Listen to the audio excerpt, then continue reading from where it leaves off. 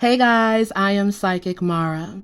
There is a woman by the name of Marissa Carmichael who is missing out of Greensboro, North Carolina. Marissa went to a nightclub or some kind of party setting, and she was hanging out with a friend of hers. But at some point, her and this friend separated.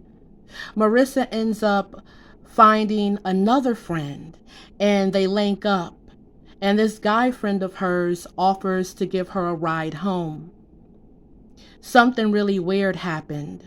The guy ends up kicking her out of his vehicle, keeping her cell phone to himself, and throwing out her personal belongings. Marissa ends up at a Exxon gas station and she calls 911. I just got all my stuff throughout the car. He took off with my phone. I have no clue where I'm at. Okay, so I'm sorry that was very short, very brief, but just to get you in the swing of things here, that was Marissa calling 911 and explaining to 911, hey, this guy, offered to take me home, but out of nowhere, he kicks me out of his car, steals my phone, throws my belongings out the car. I'm stranded. I need help. She never received that help. From what I understand, authorities did not make it to Marissa in time. And I say that because I also hear she did get into a guy's vehicle and she vanished and was never heard from or seen again. I wanted to tap right into her energy to find out what happened and why it happened. I did shuffle some cards. These are the cards that came out. I will be reading the energies from the cards to you.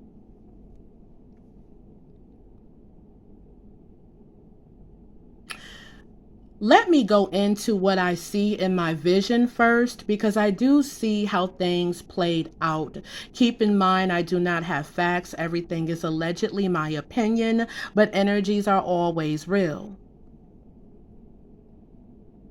Yeah, it looks like she was with a female. She was hanging out with a female in a party setting is what I can see. And she really did separate from this female. This female went her way and Marissa ended up going her own way. It looks like Marissa, she recognizes another friend, but this is a guy friend. And I hear her say, "What are you doing here?" Yeah. Like what, how did you know about the party? What are you doing here? This guy friend appears out of nowhere and she's kind of playing with him like, yeah, how did you get here? How did you find out about the party? And so he offers to take her home after this party or nightclub ended up closing down. So he offers to take her home, but what I see in my vision is something really weird happens. It looks like he's trying to have some type of sexual encounter with her, and Marissa refused. She refused, and this guy got mad. He got really, really mad because he already put in his head that she was a little tipsy and she's going to give me some, but that's not what she was about. She wasn't there for that. She just wanted to have a nice time. Yeah, that's it. And so he offers to take her home. He tried her. She says no. And I can see that he definitely kicked her out of his vehicle, left her stranded. You know what else I find interesting? It looks like wherever this place was at, I can see that it's very close to where she ended up, and she ended up at that Exxon gas station. I feel like this party setting, this nightclub was really, really close. She was not far from this place at all. That's very interesting. So I feel other people must have seen her when they were leaving. That's strange. Nobody like offered her help or anything like that. And then again, it's like, where's this female friend that was with her in the first place? She just vanished. And the guy pops up out of nowhere, right? And all of a sudden, he offers to take her home. He tries to get some loving. She says no. he kicks her out and then keeps the phone. Let me tell you why he kept her cell phone. This was part of a setup. They set this woman up. Yes, they did, and it's very hurtful for me to say this. See, whoever this guy was who popped up, I feel like somebody called him out. He was texting on the phone with a buddy of his. Him and this buddy, this is what they do. They set women up, women that are vulnerable, women that are wasted and drunk and high. They take advantage of those types of women. And so that's what they plan to do with Marissa. But Marissa spoke up for herself. She said, no way. I'm not interested in that. You promised to take me home and that's it, nothing else. And because she fought back and because she declined this man's offer to try to get some, he became angry. But anyways, he does call his buddy up that I feel he was already texting when he was inside of this party. He was texting this guy. I got a girl. I got somebody. It didn't go as planned for the guy that offered her the ride home. So they went to plan 2, and that was for him to call his buddy, tell him that she's at the Exxon and you need to come pick her up quick. So she was set up. That guy that pulled up on her at that Exxon gas station is connected with the guy that promised to take her home, that kicked her out the car and stole her cell phone. They are 100% connected. They set that woman up. They really did. So he takes off, calls him, he pulls up on her and is acting like this really nice, good Samaritan guy who just wants to help her out. Hey, use my phone, get in touch with your family, do whatever you have to do. And so he's acting like this kind-hearted guy, okay? And she did fall for it. And he's telling her, I'll get you where you need to be. I'll get you home. Here, take my phone.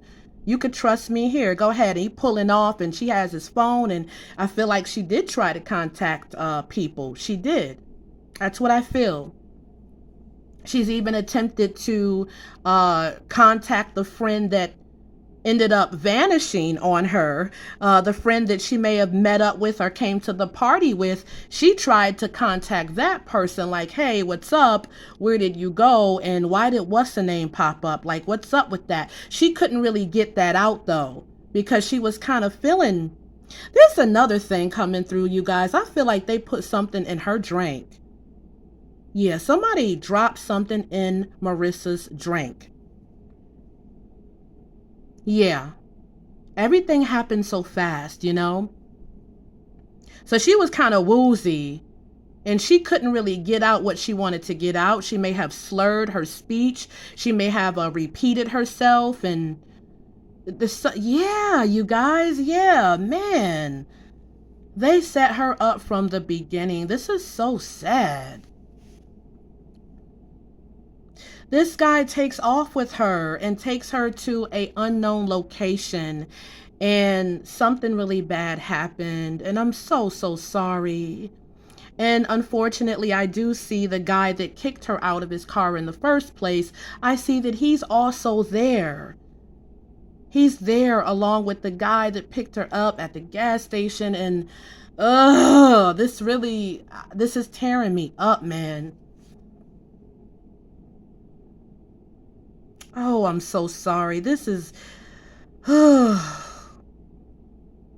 because I can see it playing out in my vision, and they did this to this girl and it's just not right.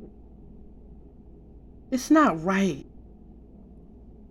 They took advantage of her, and of course they hid it because she would tell. Yeah. I do see a white vehicle. There is a white car involved. I also see a red vehicle involved. Okay, but here's what gets me. There's one more. I also see a black car involved. White car, red car, black car, but that white car stands out the most for whatever reason, okay?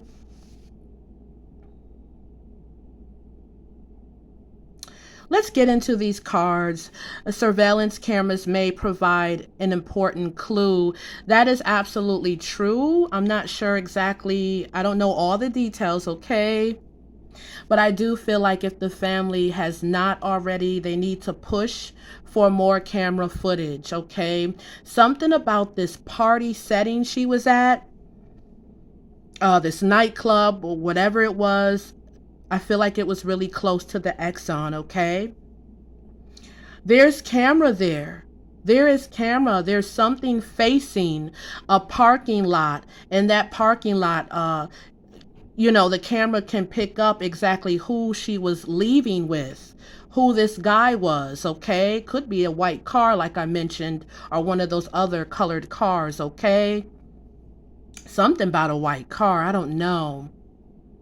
But yeah, that would be able to catch her, getting into this vehicle with this male, and that would give something, a little something, so it could tell which way they may have left, right or left, or where they went. Okay, it can also show if he was like, talking to someone else, if there was something sneaky going on. So I feel like surveillance cameras need to be pulled. Family needs to push for it. Investigators need to push for this. Go to where the party was at and look at those cameras if they have not done this already. There's more camera footage out there. Okay, this is very important. Killer just passing through the area. But that takes me back to what I just said. Even though it says the killer was passing through the area, let me tell you something. That's because the guy that kicked Marissa out called that guy to come back, told him she's at that Exxon gas station. You need to pull up quick, real quick, okay? And that's exactly what happened.